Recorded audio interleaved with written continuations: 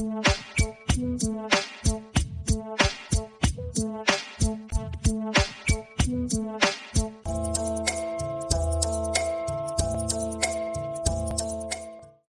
and welcome in this new broadcast of our podcast, where we talk to people all around the world who are devoting or have devoted their lives to building a more peaceful world.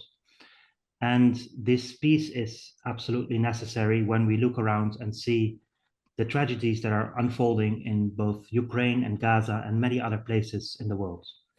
Therefore, I'm very happy that today I can talk to David Hendrickson, who is an emeritus professor of political science at the Colorado College in the US. And he has had many other positions, for instance, as a president of the John Quincy Adams Institute, and has written a lot of articles on diplomacy and of international relations, and also with a focus on what's happening in Ukraine.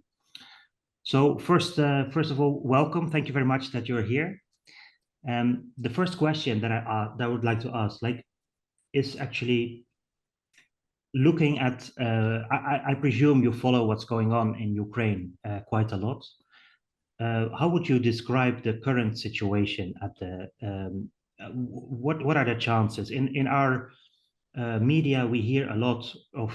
We used to hear over the past 2 years that we have to beat Russia. We have to win on the battlefield. We have to send as many weapons as possible. How are you looking at the current situation? What is the balance of power at the moment? Well, I think the balance of power on the battlefield is that Russia is winning, and that there's very little prospect of reversing that. A U.S. military official was quoted a year ago as saying, with regard to the offensives that Ukraine conducted in summer 2023, that we gave them a mountain of steel and we can't do it again. It doesn't exist. So one of the most startling features of the current situation is that the Ukraine war has revealed that American power is not as stout as people assumed it to be. We've run out of critical ammunition, artillery, never really developed air defenses like the Russians did.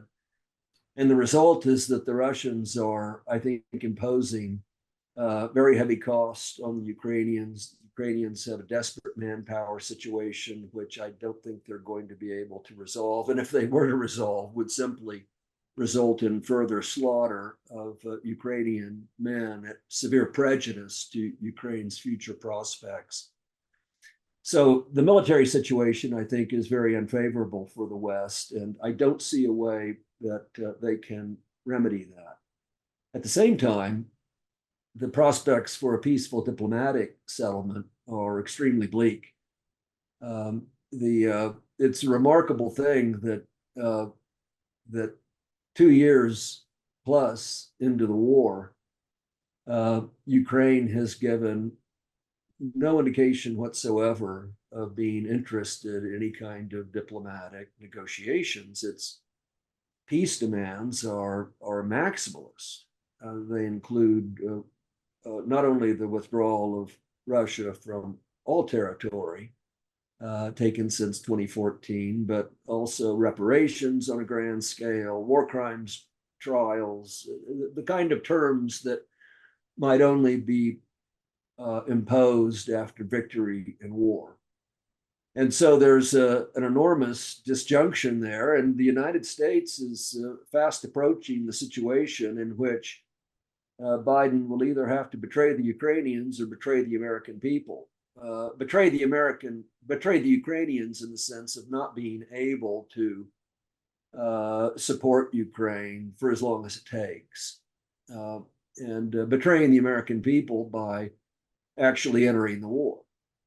Now, I don't think the Biden administration wants to enter the war, but it's as Alistair Cook says, it's dancing on the precipice and doing a set of things with regard to sending the F-16s, possibly basing them in Poland and Romania, sending ATACMS, releasing the Ukrainians from various restraints in terms of hitting Russian territory that are very dangerous and could potentially lead to an uncontrollable escalation.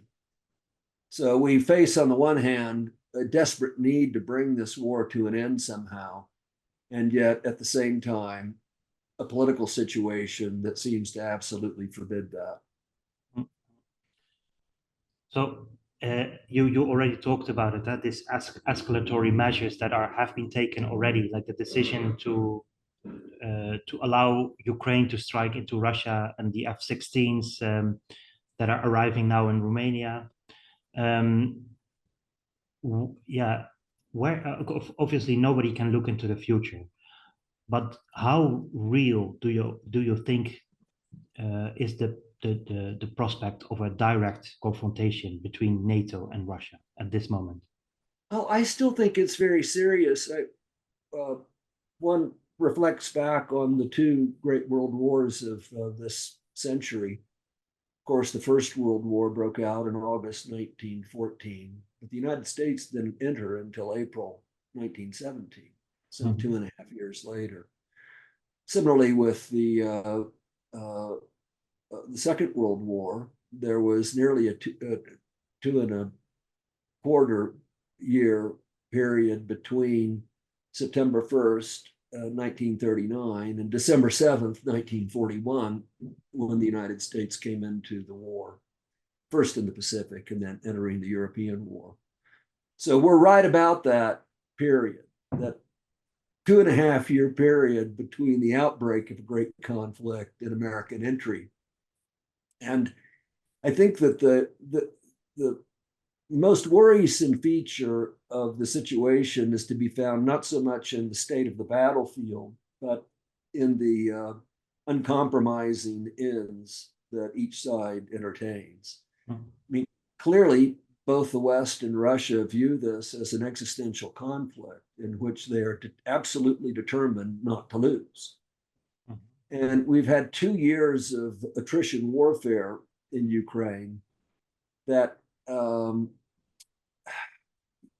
has sort of kept things at a relatively even keel in terms of great movements on the battlefield. Now, I think the Russians have been imposing very serious cost on the Ukrainians. Putin said the other day that they lose one person for every 5 that the Ukrainians lose. I don't know if the exchange ratios are that high, but they're big, I think, in Russia's favor. And yet at the same time, we haven't really reached an existential moment in which the West is confronted with the prospect of a real defeat. And given the outlook of Western elites and their seeming view that any compromise with Russia is absolutely inadmissible and would be destructive of world order, that really does lead to the conclusion that there are strong escalatory pressures still in play, deriving from the extremity of the war aims that are entertained by the parties.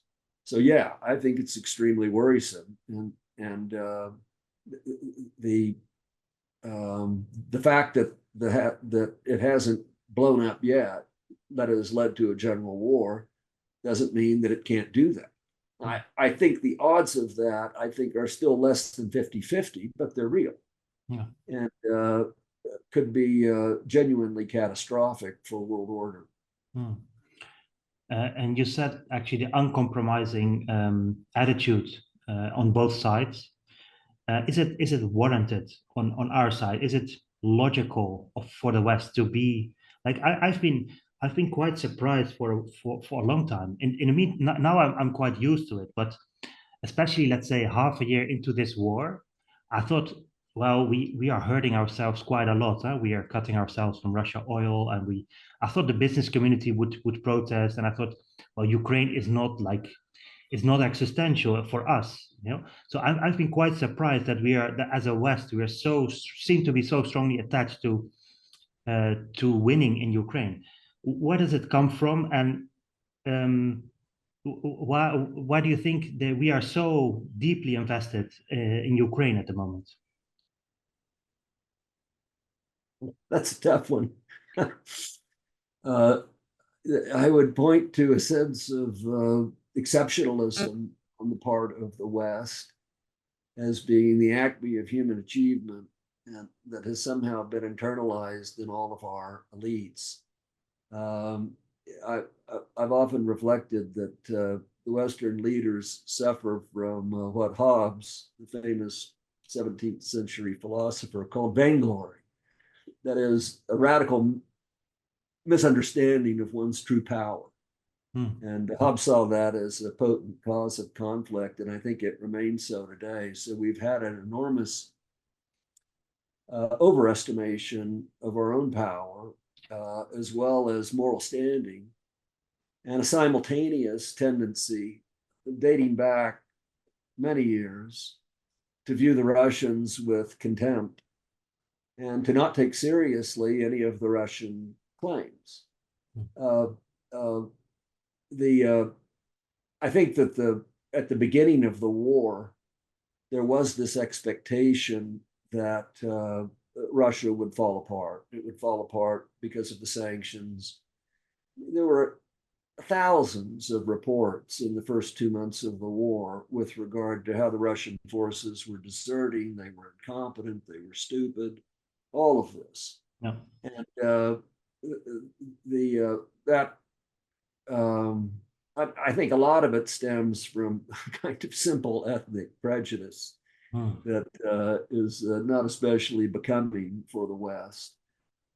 But that sense of exceptionalism combined with a radical misappreciation of the true state of things with regard to the military balance and the overall political, moral, material balance between the two sides helps explain the mania. And now that we're in it, we're kind of stuck. It's very difficult for the United States to, or the West more generally, to retreat.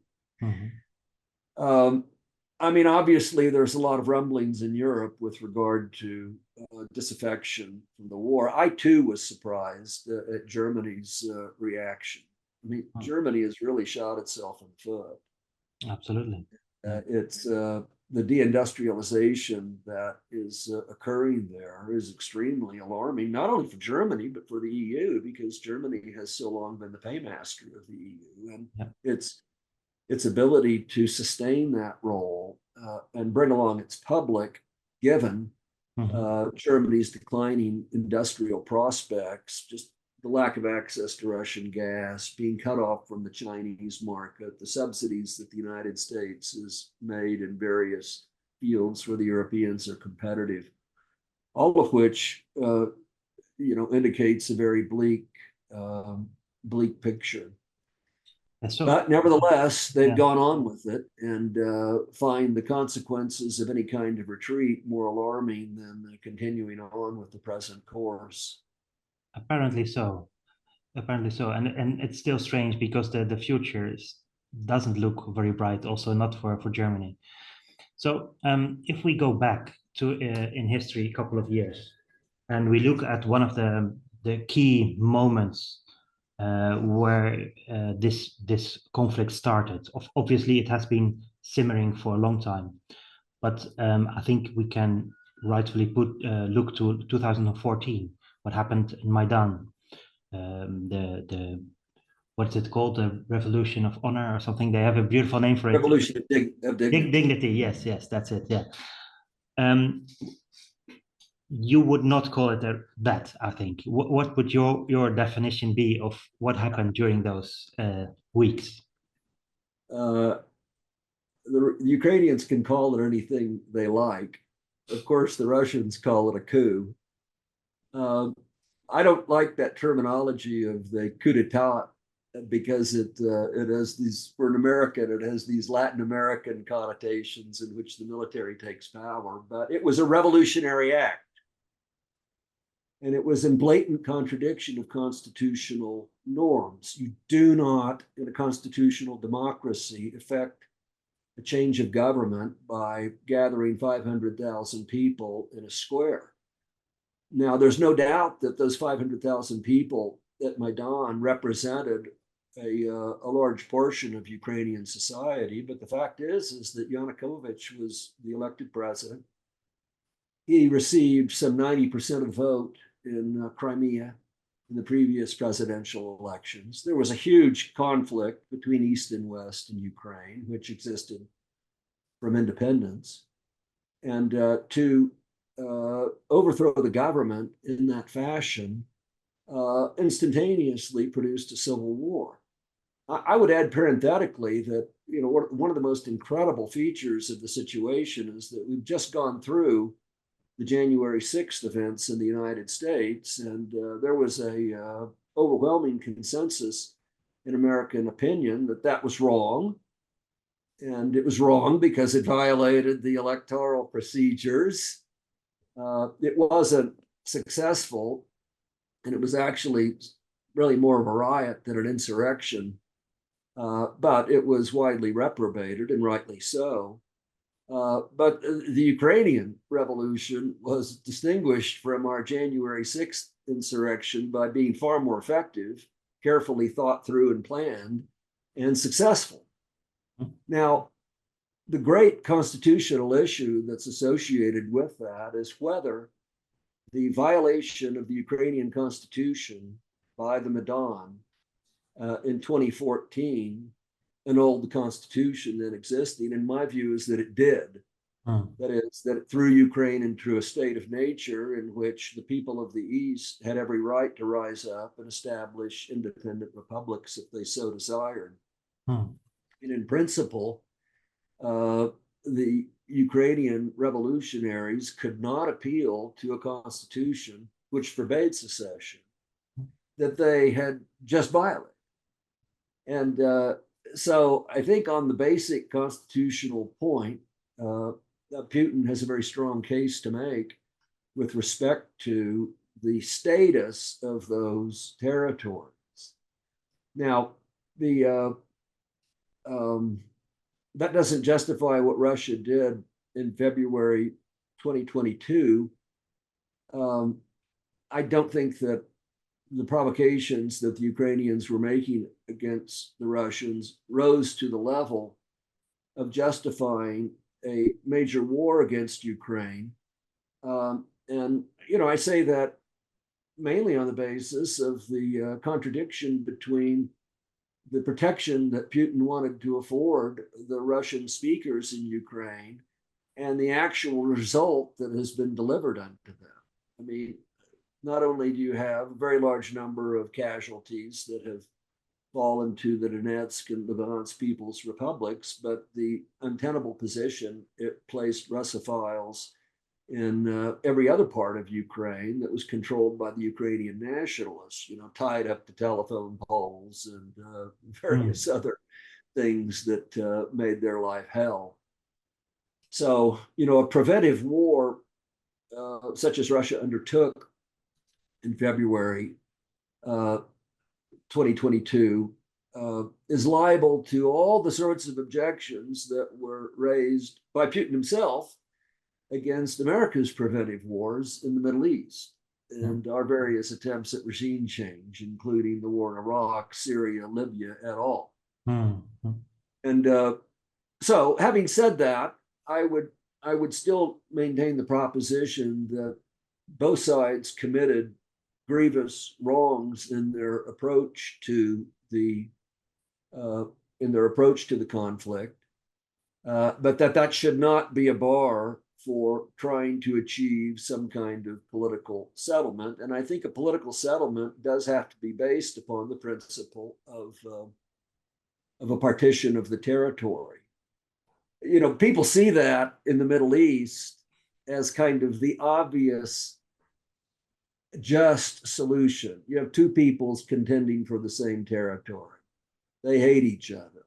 What's the solution? Well, they split, achieve some kind of dividing line between them in which the police power is held by people of their own kith and kin, as opposed to their mortal enemies. Now, in the case of Palestine, that's because of the size of the territory and because the Israelis have put 700,000, 800,000 settlers in the West Bank, actually arriving or achieving a two-state solution seems absolutely impossible today.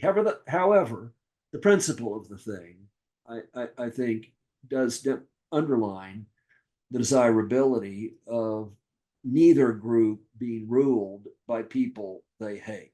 And so that is the criterion that I come up with in thinking about a peaceful settlement. I think the true meaning of the principle of self-determination that's stated in the United Nations Charter is that people have a right not to be governed by people they hate or who hate them.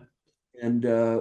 And that's what we need to look to in thinking about the justice of some kind of settlement in Ukraine. And I think that points towards partition rather than a rigorous insistence upon the principle of territorial integrity, which is what the West has clung to.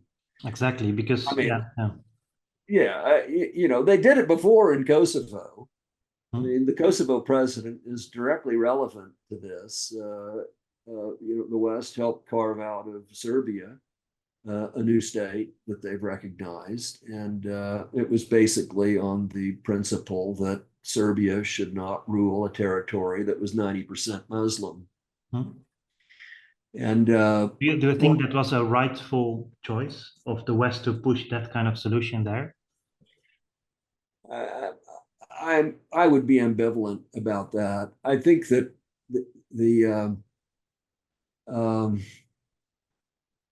you can look to a broad range of examples throughout history in which the principle of territorial integrity and self-determination are in conflict with one another.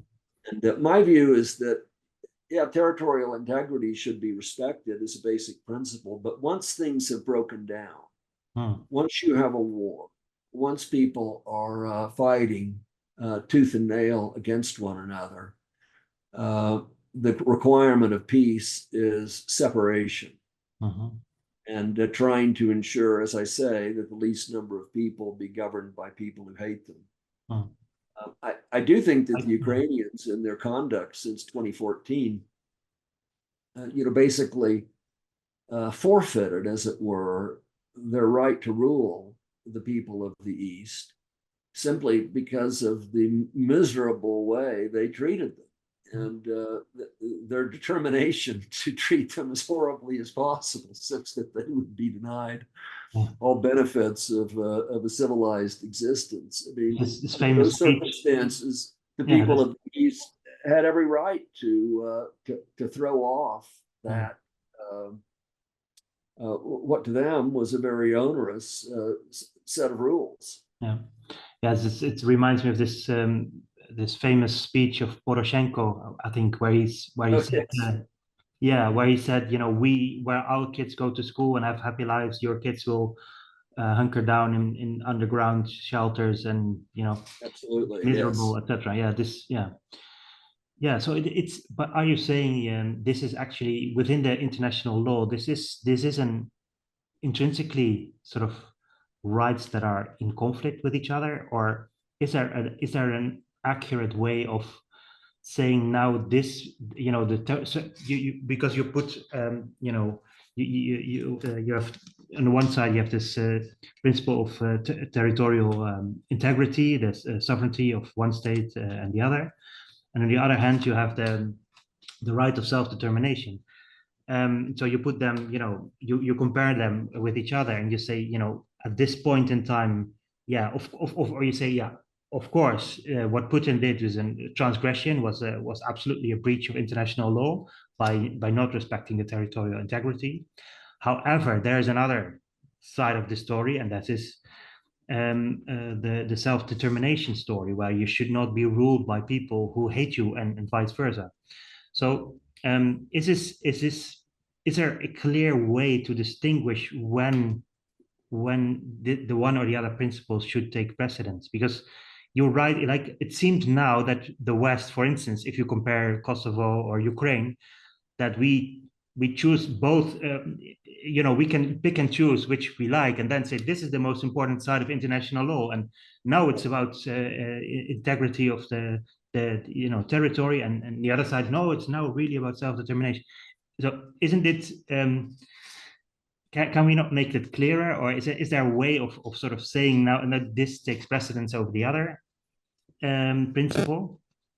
Well, I don't know that there is. I mean, I think the crucial standpoint from or the crucial question from the standpoint of international law is whether the principle of territorial integrity rules out a right of revolution. And I don't think it does. And in fact, the International Court of Justice said that it didn't in its Kosovo ruling. The key criterion is whether the change that's affected within a country is affected by internal forces or external forces. And I think Putin again makes the point that if the Crimeans and the Donetsk and Lugansk People's Republics had a right of revolution after the unconstitutional transfer of power in 2014, whether Russia then had a right to aid them. And I think Russia did, on the same basis that the Maidan people were being aided by the West. We interfered very greatly in Ukraine's internal affairs in the years, not only in 2014, but in the years leading up to that. So, I mean, it's a difficult thing to arbitrate these legal principles when they come into conflict. And it is true that at times they do come into conflict. And I think the only way to do that is looking closely at the situation and trying to ferret out the deepest values that the international legal order seeks to instantiate by stating these general norms. And I think that in this case, that principle of self-determination deserves to have a fundamental role in our approach to peacemaking. Without it, I don't think that there's any kind of prospect for a peace. And as I say, that would argue for accepting the idea of some kind of territorial partition, based above all on the sentiments of the people who live in these territories. Now, I should say that the logical implication of that would be some kind of referenda.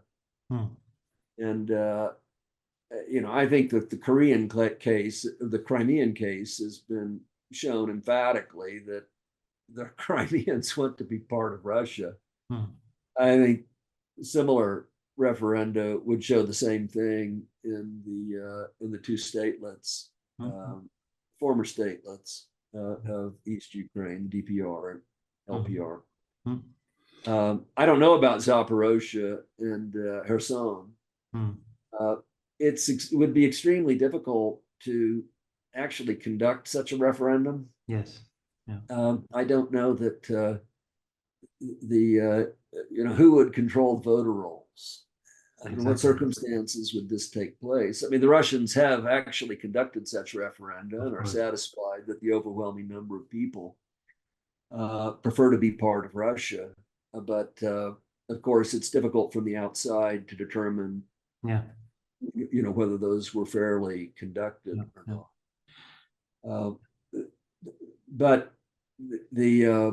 we need to have some kind of compromise peace in Ukraine.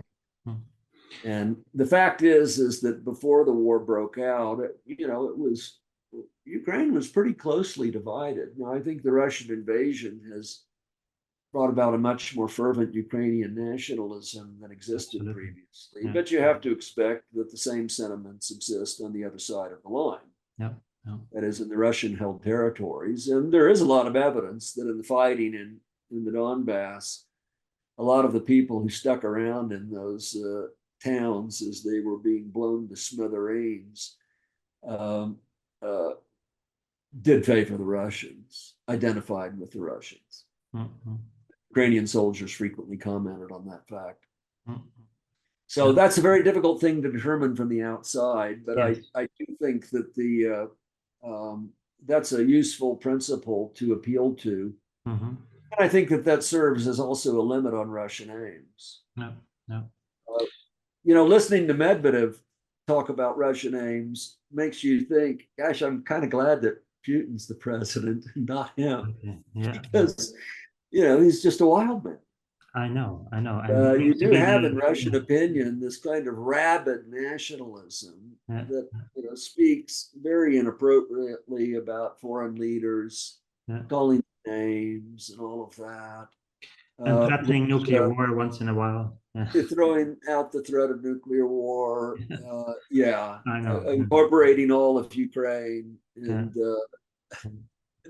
Yeah. the Putin needs to reprimand that man, I think. Yeah, or it's good cop, bad cop, sort of. It's like if you, Well, because yeah, I clearly, think the pressure on Putin is more from the radicals than from, let's say, the lefties who want to end the war. I yes, think I he think needs to that's the appease case. this group of people in a way and show that, my partner is a tough guy, something like that. I don't know. Yeah, well, yeah, it's the general demonstration that you think you've got it bad now with me. Just Yeah, wait. yeah, exactly, something like that. And I think that's actually a credible Yeah. stance. I mean, I do think, as you say, that the pressure is coming from the nationalist right rather than the peacenik left, Yeah. Yeah. Russia. And the West was so foolish in the way it approached this. What did they expect would be the result in Russian opinion when everything Russian was denigrated as just trash? Mhm. All its cultural achievements, dismissed as being imperialist. Yes. Everything about it being despicable. Well, of course they were going to rally around one Yeah. Yeah. another, and I think that's what's happened. Yeah. And so the West has really been foolish Mm. and reflecting that vainglory or that misunderstanding of one's own power that I referred to earlier in approach to the whole Russian question. And I think the hope that that sustained U.S. policy, Western policy at the beginning, which is that the Russians would crack, Mm. is totally wrong. Yes. And on that basis, we should be trying to find terms for a peaceful settlement, because I Yes. think that the terms of the settlement, if it doesn't result in a general war, aren't going to get any better. So yes. So what are the actual chances of that? Your expertise is in diplomacy and in the history of diplomacy. I think you've looked back. I think so. It's quite astonishing that I think exactly that is lacking on the part of the West. Like you could imagine a situation where we were as belligerent, but have like aside from that also a diplomatic strategy of sorts. But that seems totally absent. How are you looking at the way the West is currently and this time, and the United States in particular, conducting diplomacy? American diplomats have really gotten out of the habit of conducting diplomacy. They they seem to conceive the function of the diplomat as being artful propaganda. Mhm. And the old kind of ideals of diplomacy that one can find in 18th and 19th century Europe, and which existed also at various points in the United States during the Cold War, particularly at its conclusion, just seem to be altogether lacking now. I mean, the one of the principal rules of diplomacy is that you don't continually savage the other side by calling them the most awful names. Quite You a can't basic principle, one would say, no? you can't you can't proceed anywhere with contumely, as Hobbes put it, on your right shoulder. Mm.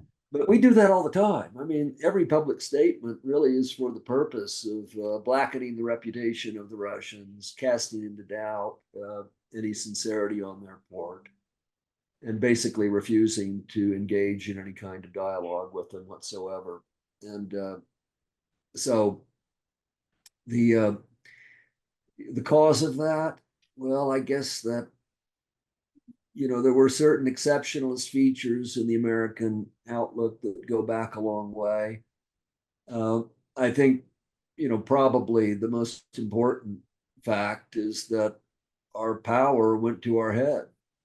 We ruled the roost for so long, faced this incredible situation in the 1990s in which our two potentially major adversaries were dependent on the United States, that is Russia and China. And so it contributed to a very high level of hubris with regard to who we were, what we stood for, and that managed us to survive an incredible amount of hypocrisy with respect to our conduct in the world. I mean, take that issue of territorial integrity. The United States violated Iraq's territorial integrity. It violated Syria's territorial integrity. It violated Libya's territorial integrity. I mean, the whole war on terror was a war on the principle of territorial integrity. Now, we didn't intend to annex these places, but we conducted military operations within their territory, and that's, was a violation of the United Nations Charter. And yet, despite all of that, the United States can then, cling to the principle that it has, for many years, dragged through the mud. And the American elite seems just kind of impervious to objections pointing out the fact that you're not being consistent in your appeal to principle. Exactly.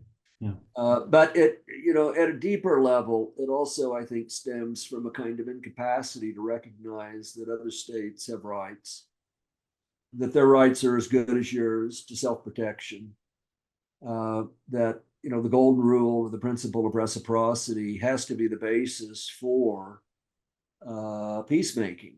Mm-hmm. And we have in the United States a national security complex that's not exactly interested in going to war, but is very much interested in maintaining a heightened state of international strife across the world, because more resources go to them as a consequence. Mm-hmm. And I think that view, that we have these mortal enemies in Russia, China, Iran, North Korea, is institutionalized within that national security establishment and really prevents us from approaching these states on the proper basis, which is that, we don't want to do unto you things that if you did unto us, we would find objectionable. Mm-hmm. And if we were to operate on that basis with Russia, China, etc., I think we would do much better. Mm-hmm. So basically, you say it's hubris, and there is I mean, there's no blowback, it seems, for the elites if they behave in this way. No, there's no repercussions. I mean, everyone who was responsible for Iraq still had nice careers and good pensions, and no, I mean, there have never been any. Well, there was a lot of popular blowback to Iraq. The Republicans did get smashed in the 2006 elections, and then they lost the presidency in 2008. And a good part of that was opposition to the Iraq War. But yes, you're right that in terms of the Washington establishment, all the people who supported the war didn't suffer any penalty for that, and moved on to yet more elevated positions.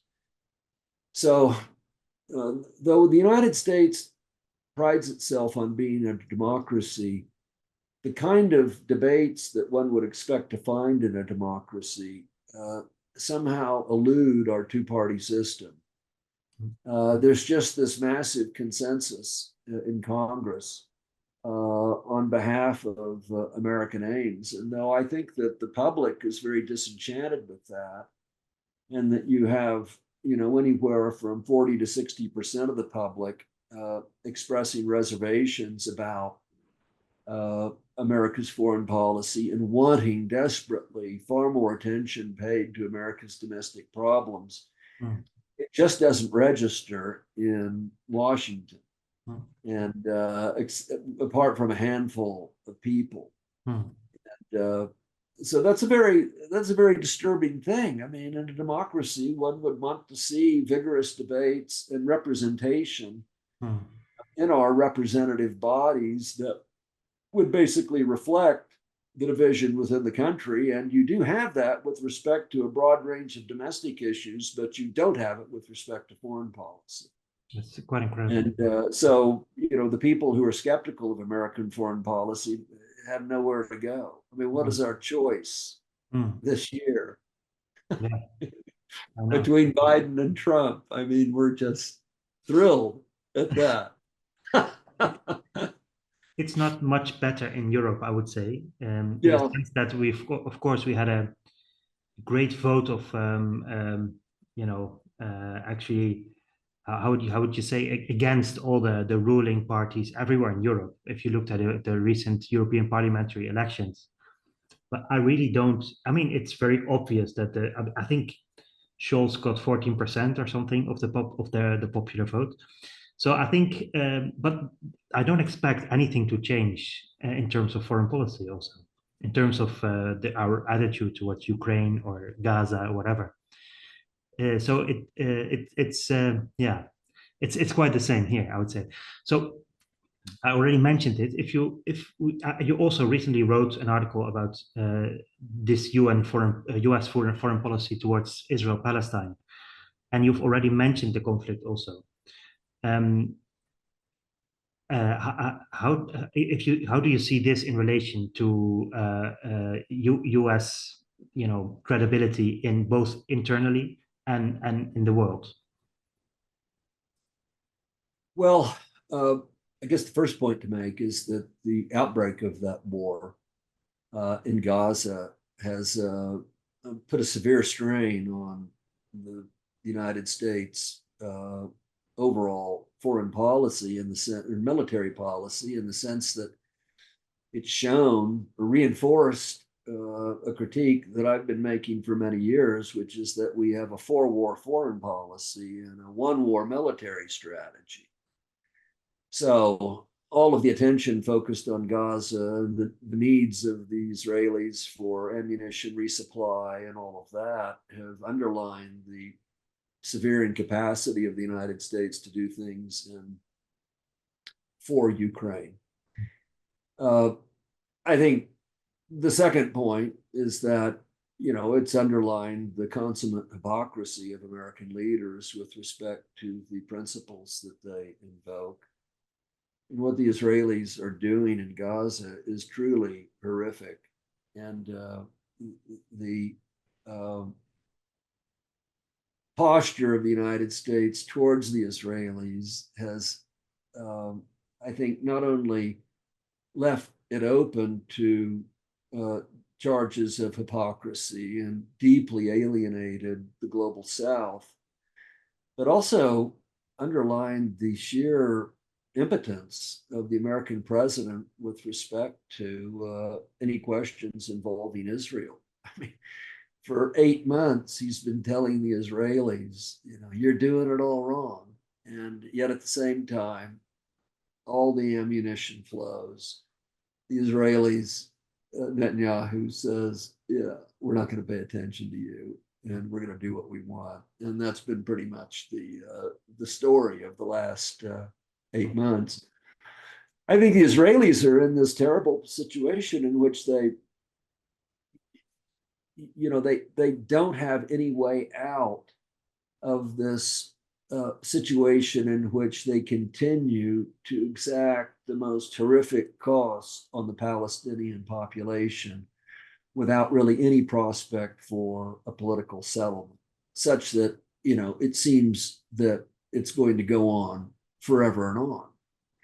And Gaza will remain this death camp in which you have, people keep dying, and yet there's no real political solution to it. I don't think that the Israelis can get outside powers to come in and garrison the place and serve as the Israelis, right-hand man, as it were.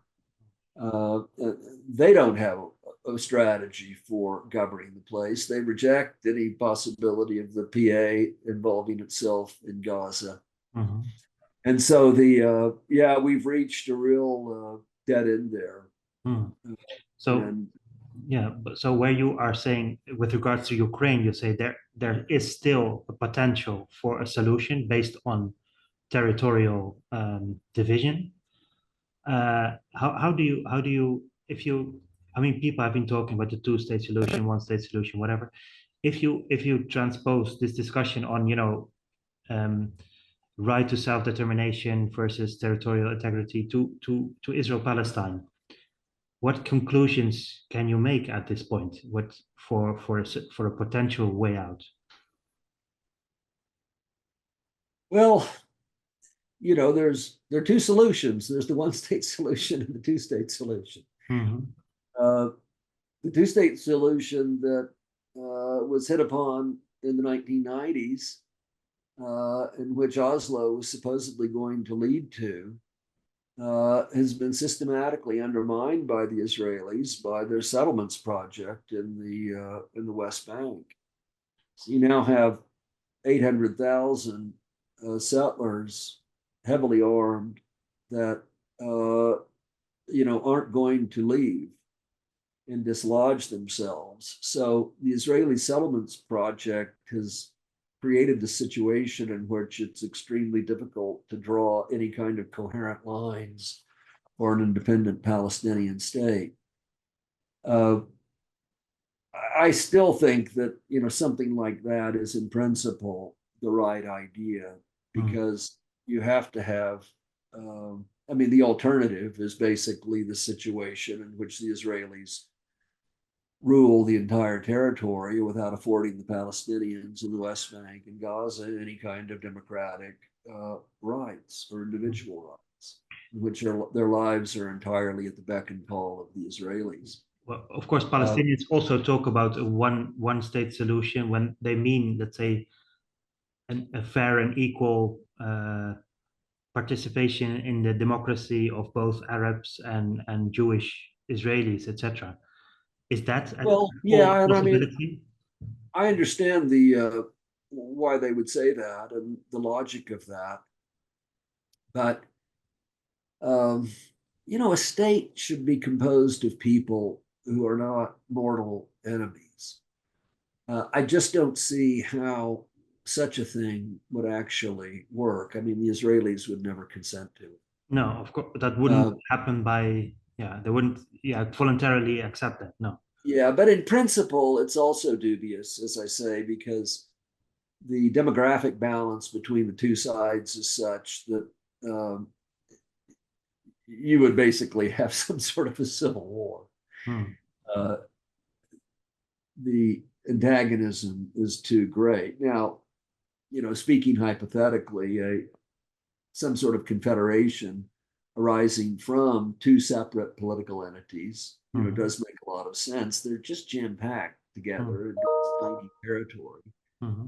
So um, ideally, something like that would be required. I do want to make one point with respect to that, though, in that I it's very difficult to see any kind of political settlement Hmm. in Palestine, in Hmm. Israel. It just is. What we can do is act to prevent massive killing. That's an accomplishment in and of itself, even if it doesn't lead to the promised land in terms of a full settlement of that conflict. Uh, and I think American pressure should be directed towards that and towards humanitarian relief for the Palestinians in Gaza and the West Bank, and that the United States should be very tough with the Israelis. Now, that too is a minority opinion in the United States, and the Israel lobby seems to have a total lock on the Congress, such that the prospect of any kind of pressure directed against them is just anathema to our political class. Isn't that incredible, actually, if you think about it? It really is. Isn't Yeah. it, I'm not an American, huh? But I can just imagine that, thinking that you're the biggest power ever on the globe. That is true in a sense, but also it's very much denied by the fact that apparently there is still a power above the US government somehow, isn't Right. it? So isn't I'm surprised that Americans are not mad about that, I mean, everyone has been whispering about it, and everyone, there have been books written about it, Mersheimer, etc. But it's now so obvious that the most so-called most powerful person on the planet actually has nothing to say when it comes to Netanyahu and his clique of Yeah. people. Isn't that? Yeah, I'm surprised it doesn't, anger a lot more people in the US. Well, I think it probably does, but they're very careful to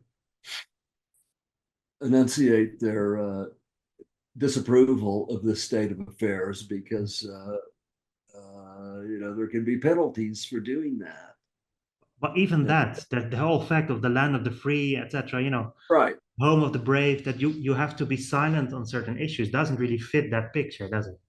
Yeah, it's obnoxious. Well, let me make a general observation about that. One of the most extraordinary features of the American empire, and this goes back to the Cold War, is that the United States did embrace as its own the vital interests of other states. It supported Japanese aims, for example, to join the World Trading System. It supported German aims, and both of those countries felt the United States to be at their back. And that was generally true across the board, and that was a great basis for the cohesion of the American alliance system. Now, it had the great drawback that it also imposed greater burdens on the United States, but those burdens fell on the American people, not on the national security establishment. So Exactly. it worked out. Now, the extraordinary thing about our current policy is that we've attached ourselves to these extreme nationalisms in both Ukraine and Israel. Exactly. Yeah. And, the Ukrainian nationalism really is a throwback to the 1930s. All the glory to Ukraine and the Bandera heroes and all of that. All of their insistence upon the language laws and how hearing Russian was an oppression, and we had to change the way things were taught in the schools and all of that. I mean, that really reflected a set of impulses that, from the standpoint of the announced aims of the European project, were totally retrograde. Absolutely. Yes. And, that you asked me a question about American politics in the state of wonder. Well, I kind of have to ask you too about the EU and the degree to which it's embraced Ukrainian nationalism. I mean, it's kind of hilarious because really the whole message of the EU for the longest time was, we needed to transcend these stupid nationalist rivalries and to find a new basis for peace and concord among the peoples. And yet here we are with the EU, toasting the most extreme manifestations of Ukrainian nationalism and not, apparently have any kind of second thoughts about it at all. No, I mean, they get embarrassed occasionally, as when, the old Ukrainian fighter was feted in Canada. Say, oh, well, maybe that wasn't such a great thing. Yeah. But the the same thing is going on with regard to Israel. Yeah. The religious extremists in Netanyahu's cabinet, Ben Gvir and Smotrich, are just wild. Yeah. And they've got a message from God, and they want to colonize the whole place and kick the Palestinians out. And somehow it is just too much for the American political class to push back against that. So that's a very depressing feature of the current situation. Yeah. It's different from what it was, 30 years ago. The Israel lobby has been very powerful in the United States for a long time. There's no doubt about that. But the first President Bush was able to push back against them. Now, he paid a big price for that. And he attributed the loss of the 1992 election to Bill Clinton to the ferocious opposition that he got from the Israel lobby when he held up the loan guarantees for the transfer of Russian Jews to Israel in the early 1990s. Right.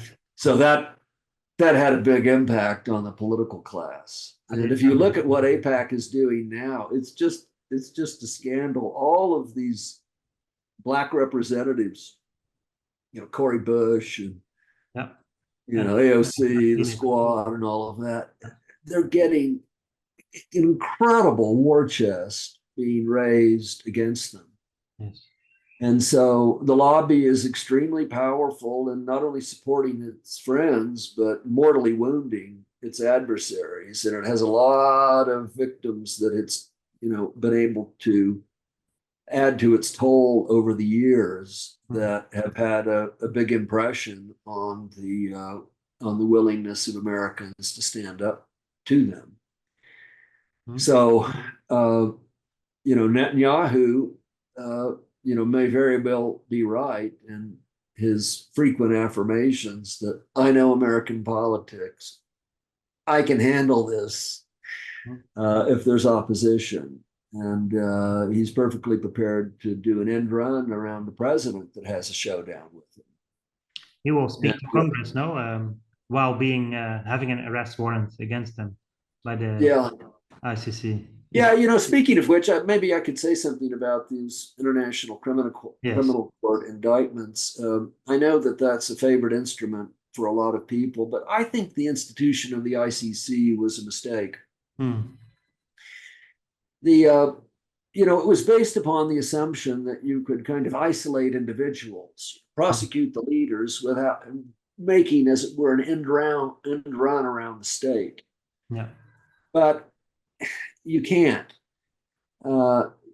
Maybe with regard to very weak states, hence the African Criminal Court or warlords or something. Yeah. Rebel groups. With regard to powerful states such as Russia and Israel, a court case against them and a standing arrest warrant against them, I think, operates as a barrier to some kind of peaceful settlement. If one goes back to the peace treaties of Westphalia, Utrecht, in their initial articles, what do they say? They say, we're going to look forward and we're not going to pursue our past grievances against you. Those are wiped from the slate. And we kind of got it into our heads that we could make peace, without that, or we could make justice the priority over peace. And I think that both in the case of this Russian case, which I think is actually, very weak on the merits, and with respect to the Israeli case, which I think is very strong on the merits, because Netanyahu did authorize war crimes. Nevertheless, though I think it couldn't happen to a nicer guy, I think that whole procedure gives us a sort of false hope that judicial processes are a way towards reaching a political settlement. And I don't think that's the case. I think that we need political processes to do that and a willingness to look forward rather than to the past.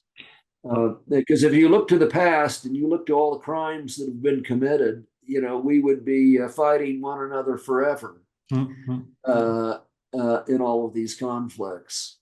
So the Russians incidentally proposed that in their March 17 draft that had provisions to the effect that each side would waive the claims that they had against each other. They would drop the prosecutions that they'd initiated in various places. And I think that would have to be the basis for a peaceful settlement if one is at all achievable in the future.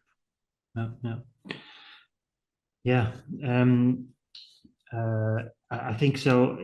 Actually, to give an example of what you just said, we in the Netherlands we try to bring together also organizations sometimes, to make a call for peace or whatever. And an interesting answer I got from Amnesty International. I used to work for them as well, but I asked them to sign a certain petition for peace in Ukraine. But their answer was, we can't sign it because justice comes. It takes precedence over peace. That was their literal answer. And by actually saying Russia committed a crime, so first I should by the crime of attacking Ukraine, so that should first be redressed before we can talk about peace. And then you actually are using both peace and justice to block each other, let's say, and that's obviously, I think, a wrong approach, but. Anyway. Yeah.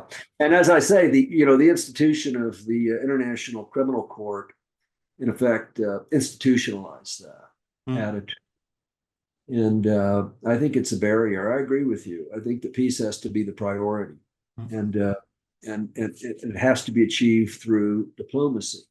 Yeah. And diplomacy rests upon reciprocity and the recognition of equal rights. Yes. One further point with regard to the conflict between, or the parallels between Ukraine and the Palestinian question. Those people in Donetsk and in the Donbass got shelled for 8 years, and the actual casualty count after the Minsk Accords is unclear to me. But, it was about 1,000 people. It wasn't all that different from the number of people who died in Israel after the Hamas attack of October 7th. And, in American opinion, the Hamas attack on Israel justifies the most extreme measures in response, really unlimited war. But the Russians are expected to look upon, a few people killed here and there in Donetsk, because it's just no big deal. Yeah. So what? Yeah. Doesn't justify anything. Well, it does. I mean, the Russians were rightly very upset by that, and the West was criminally irresponsible in not trying to rein in the Ukrainian forces on our side of the contact line in eastern Ukraine during that period. And we also, kept talking about, we're going to get Crimea back through whatever means necessary. We'll start with economic sanctions, but there's always the ultimate resort. So the Russians had reasonable grounds for fearing that the Ukrainians would mount an offensive and take the next city, force the Russians to destroy the city in order to take it back. And that's still that question is sort of surrounded with a great deal of haziness. We don't know really the true facts with respect to that, but the West generally encouraged a very belligerent approach in that long period from 2014 to the outbreak of war in 22. And that policy really put us in the soup, and it has a huge amount of blame attached to that in terms of bringing about the current war. Yeah. So, as a final question, because I think we're already talking about an hour or so or something. My final question would be, you've been teaching students, I presume, for a long time, many of whom might have aspired a career into international diplomacy. Let's say you have a class of aspiring diplomats in front of you, and maybe you're in touch with these people. But what would you tell them now? What would you recommend them if you join the diplomatic corps of the US? How to behave? What to expect? What to do? What to strive for? How would you talk to them at this moment, at this chaotic moment in history? Well, I guess I'd tell them a lot of things. I uh, I'm pretty pessimistic about the prospects of a student of mine joining the State Department. Um, I could have seen that many years ago, but American policy has been, so corrupted, and I think based upon mistaken principles for so long that that would be a very difficult environment to prosper in. I would say generally, this is sort of the subject of the book that I'm working on, and that has formed part of my teaching of international relations over many years, is to study the older writers on what makes for peace. And in particular, I think there's a very rich resource in the writers on the law of nature and nations of Vattel, Pufendorf, Burke. Pufendorf is just fantastic in my view, and he's totally forgotten. I don't know about him now. Yeah, you don't know about Samuel Pufendorf. Well, but really, the basics of the law of nature, as elaborated by Hobbes and figures like Pufendorf, did point towards means to peace. And that you only use force when you're attacked, that you keep faith, that you accord equal rights to others, that you don't engage in name calling and hatred, that in rendering punishments, you look to the future, not to the past. That is not for retribution, but for improving the state of affairs going forward. I think that there was a set of moral and prudential ideas embodied in those rules that ultimately formed the substructure of the basic laws of international society that were consecrated in 1945 and still form the fundamental basis of the world legal order. Now, that requires a capacity to put yourself in the shoes of other powers and to listen to them and imagine what it is like to be a Russian national or a Chinese national, and the kind of rights and interests, particularly vital interests, that attend that state of affairs. That I think that's lacking today. We compete with one another in demonizing our adversaries, reading themselves out of the human race. And I think there's a remedy for that, or one remedy for that is to go back to some of the older writers to try to understand the moral foundations of this system of law that we now have, and to try to somehow breathe some life into it. That's a great recommendation, actually, and it would be very worthwhile. I wonder what two things. One is peace seriously studied somewhere at a university in the US? I'm just wondering. Peace studies, does it exist?